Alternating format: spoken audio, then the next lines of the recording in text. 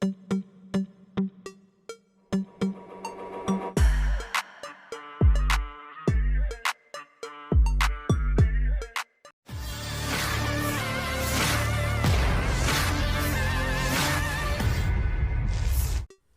rekaman ramai beredar di media sosial Telegram pada Sabtu 6 April 2024. Dalam rekaman tersebut memperlihatkan kerja tempur operator UAV Rusia di medan pertempuran.